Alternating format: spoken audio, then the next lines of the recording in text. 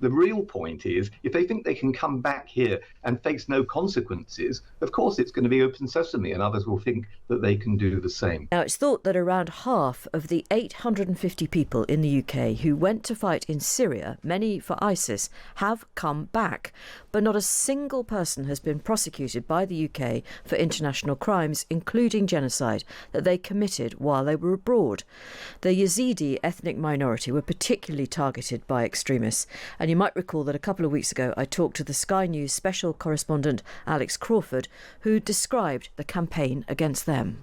The extremist militant group, the Islamic State, did not recognise them as religious, felt that they were sinners and that they respect, for instance, peacocks. They felt that they didn't have a recognisable God as they saw it, and they were outside their extremist version of Sharia law and Islam. So therefore they were open to abuse. They saw them as subhuman, and they set about systematically attacking them, killing them, raping them, stopping them from just existing. And they didn't treat them like humans, like another human. Well, that was the Sky News special correspondent Alex Crawford just outlining there what happened to the Yazidi ethnic minority. Now a report from Parliament's Joint Committee on Human Rights says we are failing to bring perpetrators of that genocide to justice. The head of the committee is Lord David Alton. So, Lord Alton, just in a couple of sentences, if you can, what is your report actually calling for? My interest in this began in 2015 when I raised the potential for genocide against the Yazidis and other minorities on the floor of the House. And I subsequently went to northern Iraq and took evidence. So I was very pleased when the Joint Committee, which comprises members of both houses from all the different traditions, decided it would carry out its own inquiry.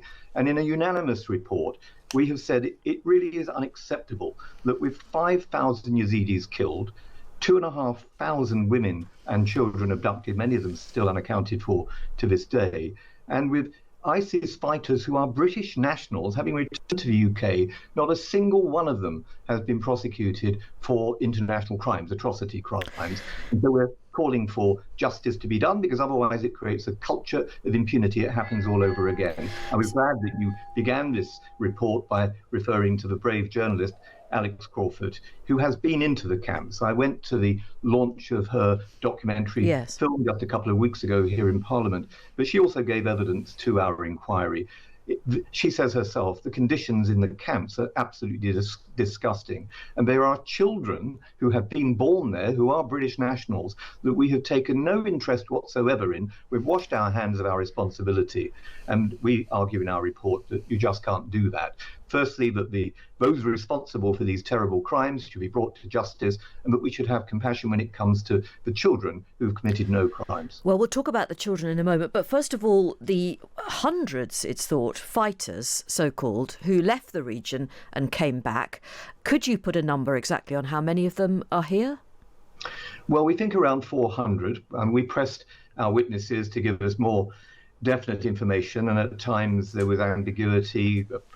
Perhaps they hadn't been doing the head counts as well as they should have been. These are seriously dangerous people. Only 30 of them, around 30 of them, have actually been prosecuted, and none of them for international crimes. So crimes related to terror, but not international crimes. So it almost says, well, we're indifferent to the rape of women. We're indifferent to the beheading of people, the throwing off of buildings of gay people, all of these things which were done in that genocide. Even the Foreign Office now confirms that it was a genocide, and they wouldn't have even agreed to that if it hadn't been for Amal Clooney going to the courts in Germany and getting a conviction on genocide charges, something you would not be able to do in the United Kingdom.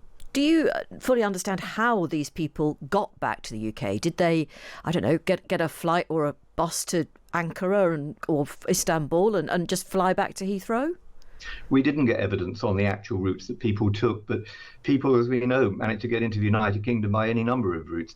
The real point is, if they think they can come back here and face no consequences, of course it's going to be open sesame, and others will think that they can do the same. And not just that, but it will mean that those insurgents who, if it weren't for the Kurds, who have been keeping under lock and key many of these insurgents, a point that Alex Crawford brings out in her documentary, in camps in Syria, now that there is a new regime in Syria, which may have some sympathies for ISIS and its insurgents, if those people were allowed out again, not only would they be a risk to the minorities that remain within the region, but some of them undoubtedly would come back to the UK and other parts of Europe and pose an existential threat. Yes, I mean, this is such a complicated picture, isn't it? Because as you said earlier, within these terrible camps, and I understand, as Alex says in that very powerful documentary, conditions there are absolutely wretched, there are some entirely innocent children who actually have every right to live in this country. So what do we do?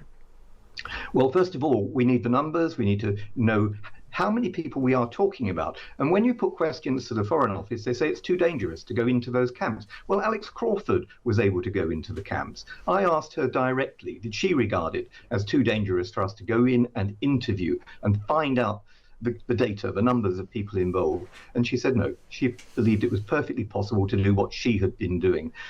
And I myself think that, having been there as well in northern Iraq, that it is important that we go out and we find out exactly what numbers of children we are talking about. And then we should at least be providing opportunities for them to be brought up in extended families, adopted, given some help and support.